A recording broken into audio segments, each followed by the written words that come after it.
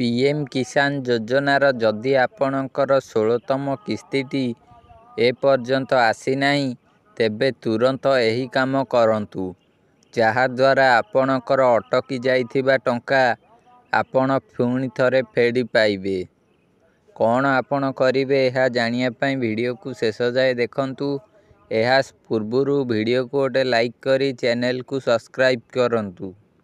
ଦେଶରେ ଏଭଳି ଅନେକ ପ୍ରକାରର ଯୋଜନା ଚାଲିଛି, ଯାହାର ଲାଭ ବହୁ ସଂଖ୍ୟକ ଲୋକ ନେଉଛନ୍ତି।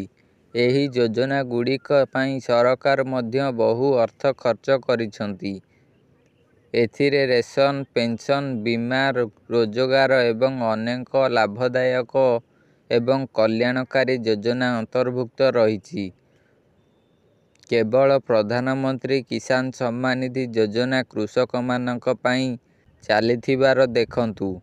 ଏହି ଯୋଜନା ଅଧୀନରେ ପ୍ରତି 4 ମାସରେ 2 ହଜାର ଟଙ୍କା କିସ୍ତି ବାର୍ଷିକ 6,000 ଟଙ୍କା ଦିଆଯାଏ।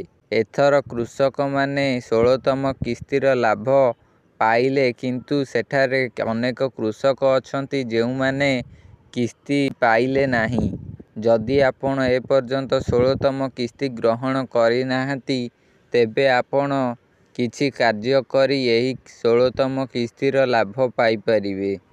ତେବେ ଏହି କାମଟି କ'ଣ ଚାଲନ୍ତୁ ଜାଣିବା। ଏହି ସମୟରେ ଆପଣମାନେ ଭିଡ଼ିଓକୁ ଗୋଟେ ଲାଇକ୍ କରିଦିଅନ୍ତୁ। ସେହି କୃଷକମାନଙ୍କୁ କିସ୍ତିର ଲାଭ ଦିଆଯାଇ ନାହିଁ, ଯେଉଁମାନେ କିଛି କାମ କରିନାହାନ୍ତି। ଏଥିରେ ମୁଖ୍ୟତଃ 2ଟି କାର୍ଯ୍ୟ ଜଡ଼ିତ ଅଛି। ପ୍ରଥମଟି ହେଉଛି ଇ-କେୱାଇସି ଓ ଦ୍ୱିତୀୟଟି ହେଉଛି ଆଧାର ବ୍ୟାଙ୍କ ଆକାଉଣ୍ଟ ସହିତ ଲିଙ୍କ କରିବା।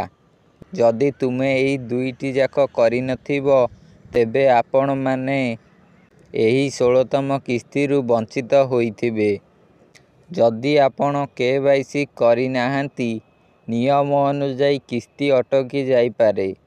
ତେଣୁ ଆପଣ ଏହି ଇ-କେୱାଇସିକୁ କମ୍ପ୍ଲିଟ୍ କରିବା ପାଇଁ ଆପଣ ଆପଣଙ୍କର ନିକଟରେ ଥିବା ଯେକୌଣସି କମନ୍ ସର୍ଭିସ ସେଣ୍ଟର, ଜନସେବା କେନ୍ଦ୍ର, ମୋ ସେବା କେନ୍ଦ୍ର ଏହି କେନ୍ଦ୍ରକୁ ଯାଇ ଆପଣମାନେ ଇ-କେୱାଇସି କରାନ୍ତୁ।